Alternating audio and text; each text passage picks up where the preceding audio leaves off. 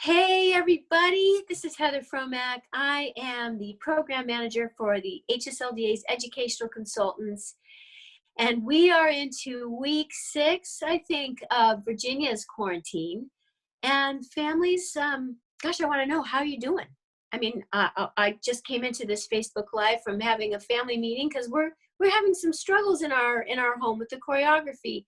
So we're excited that you're here, and we want you to join us in the conversation because today we get to talk to Lori Hessler. And she is a marriage and family therapist. She is an art therapist.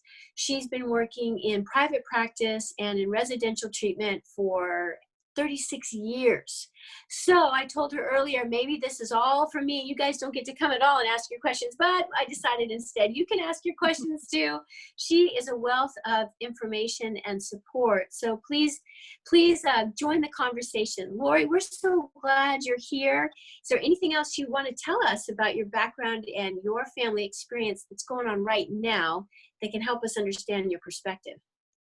Well, I think it's like you. We have kids at differing stages coming home and being here with us. So we definitely are adjusting to expectations and roles, and how do we just make every day work for us. We've got workstations in 4 different places in the house, upstairs, downstairs. We're all over the place because we are all working from home now. So it's been interesting to see how that's developed.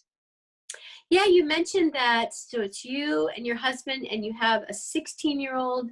Your youngest is home and was in school, and Yes. You also have another adult daughter that came home. Is that correct?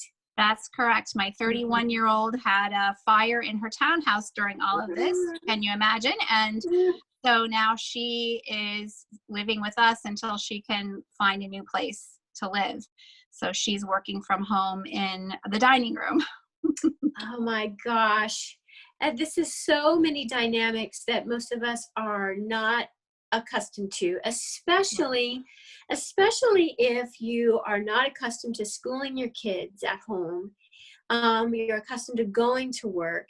You and I were talking earlier. Let's just jump right into it. Help parents get some practical ideas and encouragement about taking both of those hats, the parent hat and the teacher hat, now that this might be new for them. Right. So it is a very difficult transition for some kids, maybe all kids to some degree, seeing you now as parent and teacher. They're wanting things to go back to the way they were before. And so resisting that teacher hat. For younger children, I think you can make it fun. I've suggested for some of my clients to actually make a teacher hat. And when my teacher hat's on, I'm the teacher. And when my teacher hat's off, then I'm mommy. And it can be a fun way, a reminder, a visual cue for them to know, oh, okay, so we're in school right now. And to establish those school hours for kids so that they know, when school is, they know what to expect. So having structure when things are out of control is important for all kids, but especially for younger kids. For the older kids, being able to kind of sit down and together look at the schedule, how the day is going to go, and to develop what works best for that kid. Some kids are good at sitting down and just hammering out all their work and getting it done. Other kids, they need some breaks in between. Having them be able to decide, what order they're going to do things in, to give them a little bit of control. So sometimes I say, put all the things that they have to do in the day on blocks that are movable. And so let them move it around and do an experiment. So you can even call it that. We're going to experiment which way of managing our time for all of this is going to work best for you. And it gives them, when life is out of control, some sense of, oh, okay, so I have a little bit of control over maybe how I go about organizing my day. Sometimes that takes some input from the parent, because if they see that that's not working, sitting back down, going through it again, saying, let's tweak it, let's try something a little bit different, but trying to make it fun, trying to, not be, I think parents take it so seriously. Sometimes their seriousness about it, not that it isn't a serious thing, can be heavy And so Mhm. assuring the kids it's going to be okay. We're going to find a way. We're going to get this figured out, and your schoolwork is going to get done every day, and you'll have time to do some things that you want to do. So when you look at what you've been experiencing through your practice, you have, as you told me earlier, your own family has been dramatically impacted by the quarantine and by the virus.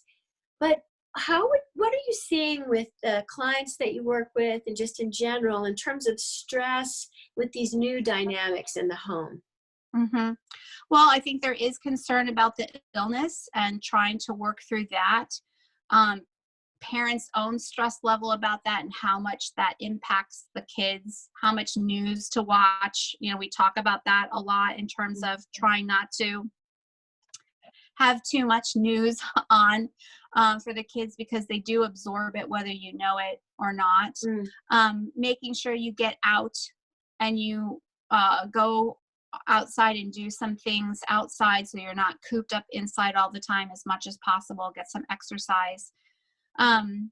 Those kinds of things to manage the stress of what's actually going on. And then the other part of managing what needs to get done are the things that I think parents initially were very overwhelmed by. The good thing about it is that parents who were initially very anxious are starting to report to me, just because life has slowed down so much. Mhm. They're enjoying that, and that's helping them and manage things. So they're seeing how hectic life was before, and they're Mhm. liking the slower pace now. And I've had even some people saying, I'm kind of concerned about going back to the way it was. I don't want to go back to the way it Mm. was. I like the slower pace that we're in now. That's so interesting. It is this weird, surreal opportunity to get outside of our own lives and sort of take a look in and realize that this is temporary, but maybe have an imagination for how it could be different in a positive way moving forward. So when you think about the stressors that parents are having with perhaps job instability, with new responsibilities at home, with being together all the time, let's talk about things from a parent's perspective, and then let's also talk about the kids. So let's start with parents. What kinds of things have you been encouraging parents to do who are finding this to be a really stressful, disorienting kind of experience? Well, so one of the big things I'm focusing on, the parents themselves as a couple, and good communication, recommending, just like you do when you're at work, you have times of sitting down and looking at your week, seeing what's coming, setting expectations, who's going to do what. And, the idea of making the unseen seen. So writing down all the things that you tend to do, Hmm. because maybe you haven't been around each other to see all of that. It just kind of happens and you're not aware of, what my husband's doing, to keep things moving in the house, or what my wife is doing to keep things moving, or what the Hmm. kids are doing. So looking at it and saying, okay, in light of what's coming up this week, or just in light in general, these are the tasks in light of my schedule that I feel like I can take on. And also thinking about what the kids can help take on to make life, because you're home so much more, obviously, that there's more things to do. The house gets messy, faster Mhm. because everybody's there. And how are we going to stay on top of all those things? So looking at what's coming up once a week. So that's their admin time as couples, Hmm. to plan it out, know what's coming. Things do change, so you might have an emergency meeting, or an updated meeting where you're adjusting things, so that they can see where there are times in the schedule that they themselves have a little bit of a break, carving out that time. Some people are introverts, some people are extroverts. So those Mhm. extroverts who have been cooped at home for so long, they're wanting to spend time with people. So family activities are going to be good, or Zooming with friends, or things where they can connect. And for the introvert, they're going to need some quiet time just to be able to restore and refresh. So couples need to talk about. When are we going to plan those kinds of things that each one of us need as individuals, and then Mm-hmm. time for themselves to be together, and then time for the family and all the other things that, work in. What's that exercise where you put the big rocks, in Yeah. the glass, and then you fill Uh-huh. it with all the little ones? Right. So the big rocks are the really important things, like my alone time, or my time with my spouse, or my time with the kids, and then you fill in the little rocks, around that. Right. I really love the intentionality about that. It's intentional on two levels that I think might be a refreshing moment, at least it has been in our family. Not just the margin to be intentional, to be self-aware. Okay, what do I need? I've been rolling so fast with my life. I really haven't taken the time to figure out what makes me most effective and relational and full, but also looking at the other people in your home and being intentional about choreographing around that as well. So I like what you said, making the unseen seen. What do you mean by that? So I think a lot of times there's frustration in homes because one, or maybe both, adults in the family feel like they're doing the lion's share of the work, Hmm. and the other person doesn't understand. And I think many times there's things that we do that have to be done that we don't think about. I can't delegate this. This is just something that has to be done. Like when you get a mountain of paperwork back the first week of school that you have to fill out, you sit down but that takes a huge amount of time to fill out all that paperwork. But your spouse may not know how many hours you spent, filling out all of that paperwork. So the idea is to sit down and list all the things that you do in a day that you may not ever talk about or fuss about or anything, but just writing it down. Hmm. And then you're looking at it objectively. Here are all the things that have to be done. And we haven't assigned them necessarily to anybody, but looking at it objectively, what makes the most sense for what person to take on, and whatever I can delegate to somebody else, I can. And what couples a lot of times find out is there's so much that they're relying on each other for, that there Mm-hmm. aren't really even enough hours in a day for them, just the two of them, to accomplish all of that. And they didn't even see it until they made the unthing seen, and on top of all the other things that they do see that they have to do. So when you're advising couples or families during times of stress like this, what are some of the biggest rocks you think are helpful for people to put in that finite space of a jar? Well, it's time to sit down and talk together.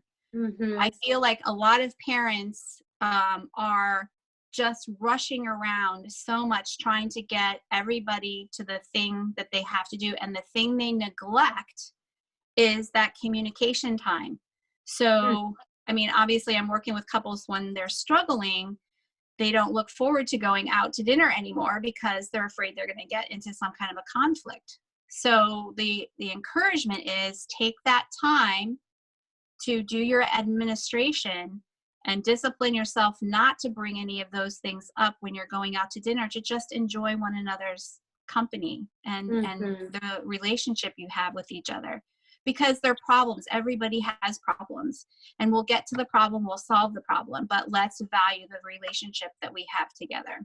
So I think you have to start there before you even, with that communication time, before you can even get to any of the other rocks, because you don't even know what they are, what you're Right. putting in place. So So starting with, sounds like two dates to me. Maybe it's one, but it's two dates. It's that date where it's just pleasant, where we're putting positive things into each other's hearts, into the jar, so to speak.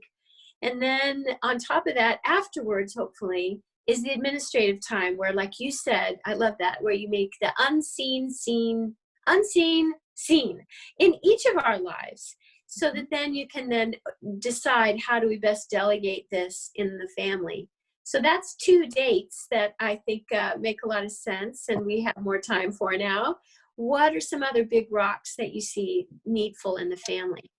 So I think a family meeting at times where kids Mm. can give their input. So once the parents decide, okay, here's what we kind of needs to happen, and we now have school on top of all of this. Mm. Looking at your kids, most children respond well to structure and need it. Some kids are better at flexing with not as much structure, but when things are out of control, one of the things in a residential treatment center, where you're getting kids from all over, is the structure. The schedule is really important because for new kids, it helps settle them and kind of gives them a sense of security because you know what to expect, you know what's coming. And that's true. Children are creatures of habit. And so when they don't know what to expect, a lot of times you'll see behavioral issues in them. So the more you can have a routine in your day so they know what's coming, but the older kids get, and even younger kids, getting their input about the things that they would like to see.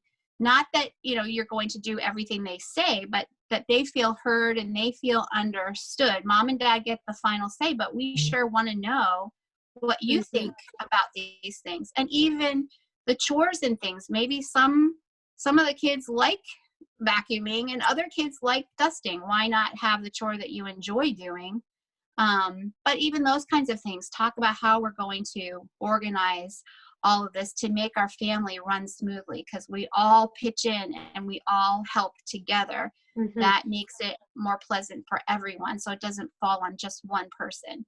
And kids are usually really good about chipping in when you put it in those kinds of terms, and even maybe earn some money. So one of the things I suggest for parents is a chore tree. So maybe there's extra things around the house that need to be done, weeds being pulled or windows being washed, and there's a value that you put that you'll pay them to do that job, and they can go and pick the extra chore that they want to do to make some extra money. So things like that it's part of your delegating. Hey, here's the unseen things, we're making them seen, we can't do them all. Maybe the kids can help us out with some of these things in these ways. So the big rocks are that time as a couple. If you are a couple, making sure you have those that time for pleasant experiences, and that you've got time for administrative helping. Just get it on the table in a non-stressful time. Like, this is what I need to do. This is what I need to do. And then family meetings. All of those seem to be critical in terms of that infrastructure you've been talking about. So for couples that are really struggling, if there is a tension in the home and yet you're stuck together all the time, let's keep it at the parent level. What are some tips you have for helping to navigate during this time to help bring the stress down and make it productive? Well, I think understanding where the stress is coming from. So being able to have time, again, like some people are people oriented, some people are more introvert oriented. Are they getting that time to refuel themselves? Maybe part of the stress is I tend to be this way and I'm never getting a chance to refuel. Or they're just keeping a lot of the things that they may be worrying about to themselves and feeling like they can't share that. What's another way that they can get that out?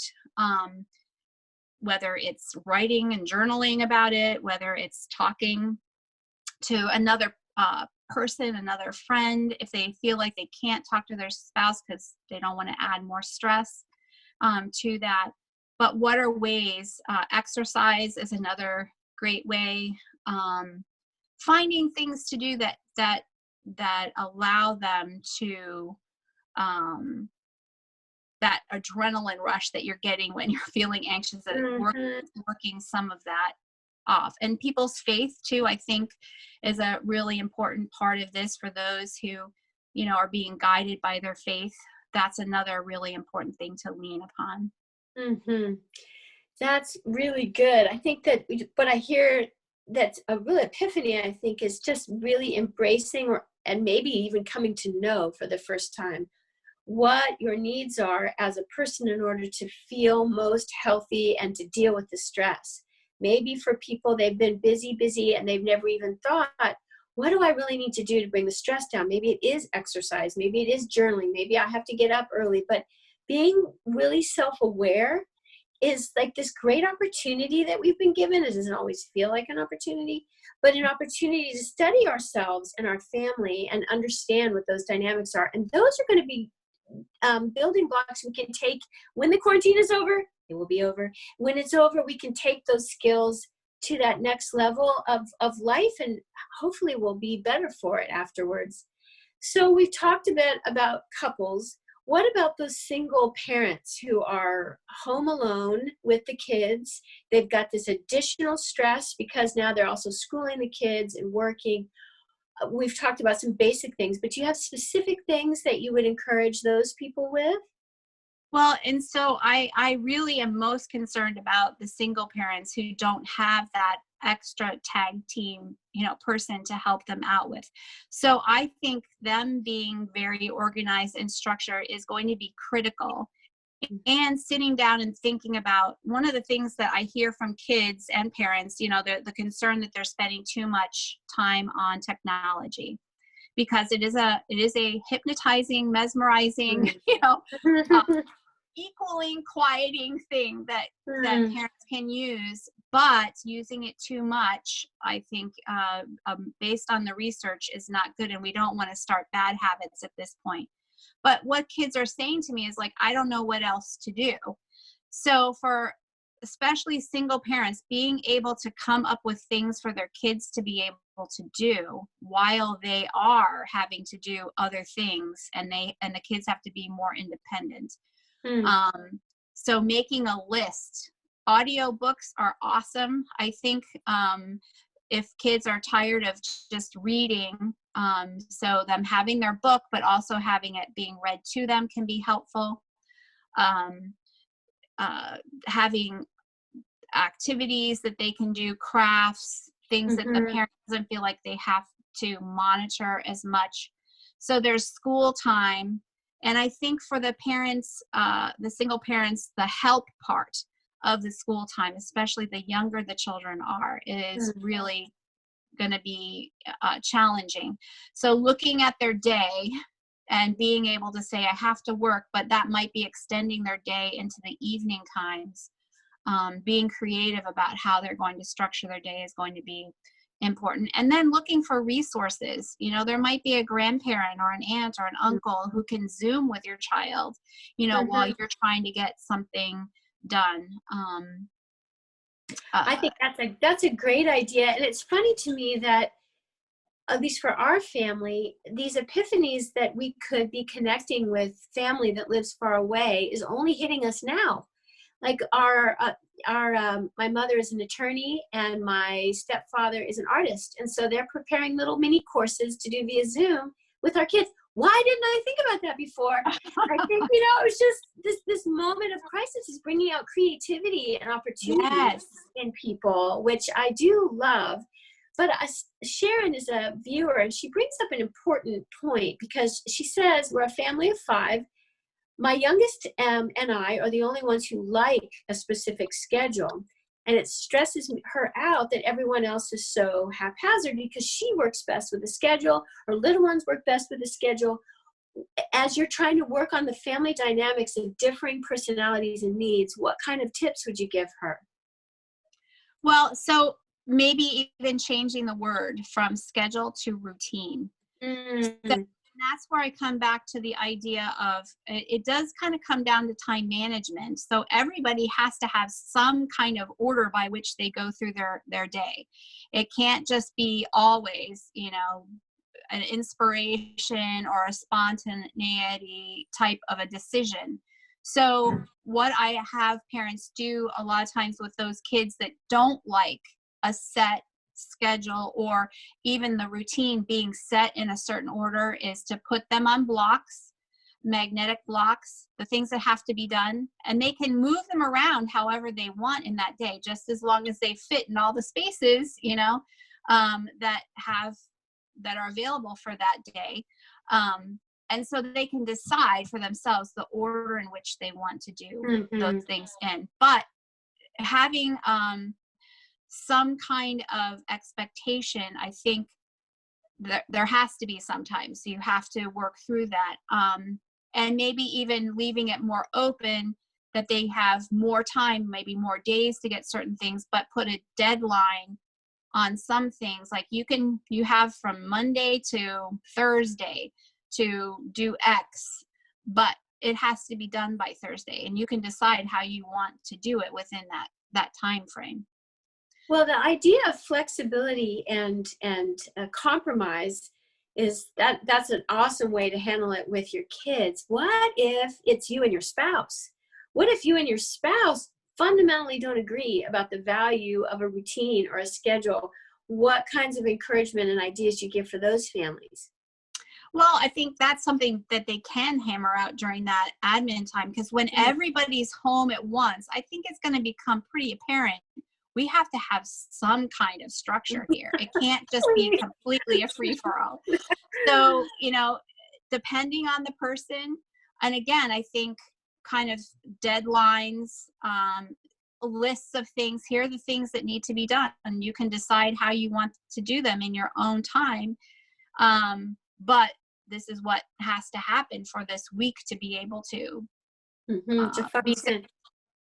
So you and I were talking about before we started about the fact that we both have adult children that have come home. Ours come home from college. Your daughter's a townhome burning. And you had some practical ideas for that choreography. That's been hard for us because there's that autonomy that was 100%, well, at least a lot of it in a college. And then bringing that into a home with younger kids and more routine needed. So what are some of the suggestions you have for helping bring down the stress and integrate those relationships? Right. So I would say starting with, you and your husband saying, what are our expectations for our adult children? What do we want to see from them? And are those things developmentally appropriate? Do they fit our child? What adjustments maybe do we need to make? And how do we need to hear what their expectations are in terms of coming home? And then sitting down and saying, okay, the idea, and everybody's different, but for me, it's like my home has its own culture. And when you come into my home, you adapt to my culture. When I go to your home, I will adapt to the culture of your home and the expectations that you have there. So here are maybe the bottom line expectations. We can adjust in some of these other things because they are adults and they do have expectations of coming and going, but just the common courtesy of letting somebody know, hey, I'm going out and I think I'll be home at this time. That's something I hope my children do with their roommates, just so nobody overlooks them if they don't come home at that time. Yeah. They need to be looked for. So establishing those good patterns of, okay, just call and let us know if you're going to be late because you are an adult, but we would like you home by this time because nothing good happens after 2 a.m. or something, as an example. So setting those expectations that work for both sides. I like that idea of expectation and adaptation. If you have, and it seems to me like that's a really good choreography that you would have to work out with your adult children. You've got the clear expectations, but there's also an expectation of adaptation, and that's the take-home word that I've really been keying on since you and I talked about that. So we're kind of working down. We started with the grown-ups in the house, the parents, and then we moved into adult children. And before we leave adult children, let's talk, next week we're going to talk with another guest very specifically about teen and young adult anxiety and depression that is being triggered by this situation. But while we're on the topic now, let's just raise that. What are you seeing, and what are some things that families can do either to notice, oh my gosh, these are some signs my child might need some help, and even once they realize that, what to do? Well, I'm a firm believer that the best person for children to work out the issues that they're having is with the parent. And Mm. so, just like you're saying, being able to notice and be aware of things that might be a warning sign. So, children who normally behave a certain way, that's changing and they seem different, or they feel like they're withdrawing, or they are easily irritable, or cry easily, are isolating themselves from the rest of the family, having nightmares.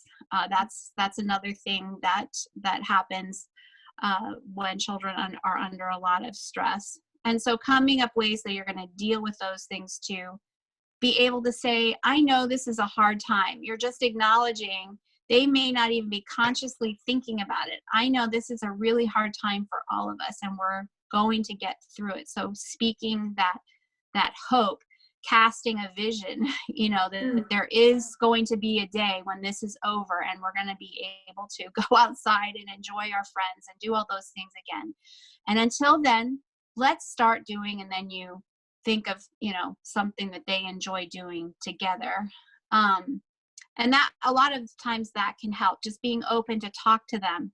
And kids will say things at the most inconvenient time, in the strangest time. So as a parent, being ready to catch whatever may come out, because in their brains, they don't think like adults.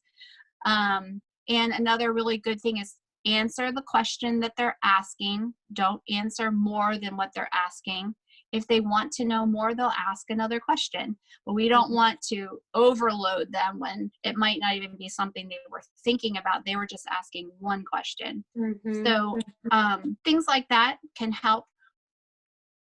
Well, I like what you're saying about that, being really attentive to your child, being really attentive to the adult children you have in your home, but also making yourself available. And we want to invite anybody who's watching, tell us, how many kids have you got at home that weren't already at home? And how is that going for you? I know that one of the things that we've had to adapt to is the fact that if our adult children are going to really open up, it's going to be really late at night. And so my husband's gotten in the habit of taking a nap, and I just have learned to stay up late because that's when things come out. I think that is another opportunity that we have in this moment, is that a lot of us don't have to get up as early as we used to. There's a little bit more flexibility in routine. Maybe you can carve out those moments to really be available and draw out your children. So when you're talking about college age or teens, what are some questions, specific types of phrases that parents can use to help kids feel safe enough to really start sharing what they might be feeling? And I think that questions are a great way to go with teens, rather than telling them how it should be. It's more like listening to what they're saying and thinking about a good question to ask them to help them think the next step down the road, so that you're really getting to hear what's going on in their mind. So just validating how they might be feeling. That sounds like you might be feeling a little stressed. Are you feeling stressed about that? Or that sounds like that might be a little heavy, what you're thinking about. Tell me a little bit more about that. I heard a talk not too long ago about the question that teens hate the worst is, how was your day? Because it's such a broad question, and sometimes they don't want to think about, the whole day all over again. Yeah. But how did your math class go? How did your test go? So being very specific. So that kind of you need to know what's going on in your child's day to be able to ask more specific things that will maybe help them open up more. So you have said really good words like acknowledging, validating, that wonderful phrase of tell me more, help me understand. Can you unpack that for me? I know that seems to help, especially with kids who are maybe a little bit less verbal. less forthcoming with what's going on. So what about, let's get down a little bit younger now. What about our preteens? What about, the upper elementary kids? What are some things that you might be seeing there, and ways that we can all help our kids at that level? Mm-hmm. Um, Honestly, as they get younger, it comes out more, in their play. So making sure that they have enough time to play where they can work out some of these things. Preteens are starting to grow out of that a little bit, but I think they like one of the things video games are so good for them is like it's a good escape for them. So Mhm. thinking of other ways that they can escape from the things that maybe are preying on their mind, and then when they feel safe enough, they might bring it up. Mhm. So, just like we said earlier, carving out time to spend with your children, and individually, not just always in a group, but individually spending time sharing special moments like that. When you're all home together, that's even harder to do. Mhm. But trying to figure out those times so that if a child is wanting to talk about something, or it's just in the back of their mind, and given the chance, it will come out. One of the things I suggest parents, if kids are having a hard time communicating verbally, talking about things, I have families use a log. And so you can write anything you want into the log, a question, how you feel about something, and give it to the parent, and then the parent will answer back. So it works well for kids that are a bit hesitant to share. It also works if there's been some volatility going on, and it helps slow the process down, and the Mm. parent can think about their response, because tensions can get high sometimes, and we can be irritable too as parents. But if our child writes us something, we can think about how we want to respond and write back to them, and then give them the log back. So that can be a really successful way to communicate, from, I would say, preteen, even late elementary school on up. Mm. I love that idea of giving the extra margin emotionally to take a breath, think about how you want to respond. We all want to show up as our best selves, but in these intensely um, packed times, that's not always possible, even. Not even Mhm. just, it literally feels impossible sometimes. Yeah. When my daughters are growing up, I still do this. We had a journal that was just between us, and we would take turns, and we would write something in the journal, and then we'd put it underneath the pillow of the other, and just ask to write back. And eventually, when that person was ready, they'd write back, and it would go back into the pillow. And I think that you're pointing out such an important thing. If we engage with our kids and things that feel pleasant, we can harken back to those experiences when we need to talk about difficult stuff. Even the video games, seeing parents join in their kids with a video game might also be something that is helpful. So what would you say to parents about screen time, about, right now kids are trying to stay connected socially. What are some things you would speak to them about with screens in this whole issue of mental and emotional health? Yeah. So I think, like I said earlier, parents are concerned, and I think rightly so, that they'll fall into this habit. It's hard to take something away that you've allowed to, increase in time. And there's not a lot of research out. We don't have the longitudinal studies like we need to really know for sure. But I have a great book called Reset Your Child's Brain that I've been using a lot, written by Victoria uh, Dunkley. She's an MD, and she's taken the research that there is. She has a thing in there an assessment to see if your child has become addicted. But she's Mm. got great ideas, of other things to be looking for, other things to do to help your kids have lots of choices, not just screen time. So screen time, we're seeing lots of good things about screen time, Mhm. the connectivity. And I would say for the kids that are using the screen time to stay connected to friends that they know, not friends that they don't know, you Mm. know, that are just kind of out there. You don't know who they are, but the idea is like, this is a great tool for you and your friends to still be able to talk with each other and have a time limit. Mm. And the book talks a lot about the different time limits for the different ages. They say 20 minutes for elementary school if it's, you know, per day. And I'd say most parents are just thinking, oh my gosh, I do way more than that. Or just on the weekends for a certain period of time, or it's something in a list of many things that they can do, so that it isn't just, this is something that takes up my time, that I enjoy doing, that I lose myself in, and I don't know where I am in terms of Mhm. time. So it's a good thing, but I think we need to be cautious with it. Mhm. And parents enjoying some of that. I know I've got some kids that parents aren't, they're divorced, so that they use their screen time to play a game with dad who's at his apartment, and you know, they can't Mhm. see each other. So that's a really positive thing. Things like that. Well, that's a great point, in that in some ways the screen is the only way we're staying connected to those we love who don't live in our home and might be used to seeing. So as you think about just the last few minutes we have together, what are some things that parents should be looking for, either in themselves or in their kids, that would say, you know what, I really need to get some professional help, because this is what you do, Lori. You do this 40 plus hours a week, and now it's all virtual. And yet I'm hearing you say you're as busy as ever. So what are some things that people can look for to know, you know what, I just need some more help than I can find within my own four walls?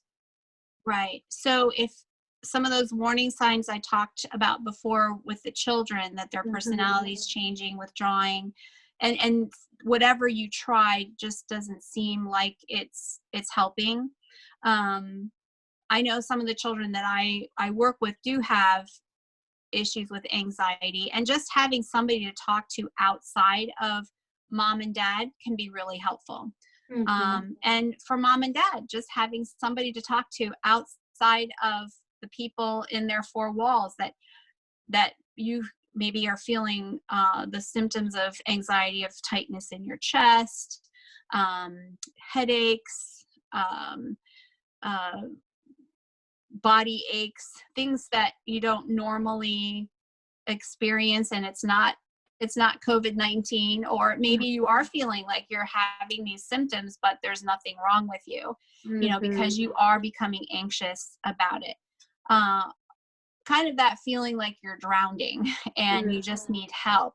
You need that ability to look outside of yourself, talk with somebody, to think about what you're going through and how do I deal with this in a more constructive way. Mm-hmm. And are there sources online where people could find help? What are a few resources you would suggest if I decide, you know, I really do need to talk to somebody? I don't know how to find a good person to talk to. What are some resources you would suggest? Well, there are some hotlines. Talk 1-800-TALK, I think, is a place, and they would have resources there in talking with somebody if you're struggling. Then there's a lot of county resources. The internet is a great place to go. Your insurance company, if you have referral systems, you can go there to look for therapists. Psychology Today is a great resource for looking up uh, therapists to talk to. And all of us are doing telesessions. The state has mandated that we do it that way for now. So therapists are taking clients if people need to talk to somebody. That's good. I like those resources. Those are helpful. So today, some of the take-home messages that I got from our conversation was making the unseen seen by really articulating what your responsibilities are, what life does look like, could look like, um, with everybody, but adapting to the culture of your home. And let's face it, we're really actually creating a new culture in our home right now, aren't we? We're bringing some of those things we've always done into something that no one's ever done. in creating a new culture and having the expectations clear. I would imagine organic too, as we adapt to each other. And you also just talked about when we are drawing our kids out or our spouse or other important people, we're acknowledging, we're validating, we're asking open-ended questions, and we're just really engaging. And all of that is super helpful, Lori. So thank you so much for what you do, first of all, to help people. This is such an important role that you play, and also just for giving us your time today. So thank you so much, and we appreciate having you. And next week, we're going to be talking with some experts who are really focused on teens and young adults and anxiety and depression and stress that they might be feeling this time. So join us, and thank you so much. Bye-bye.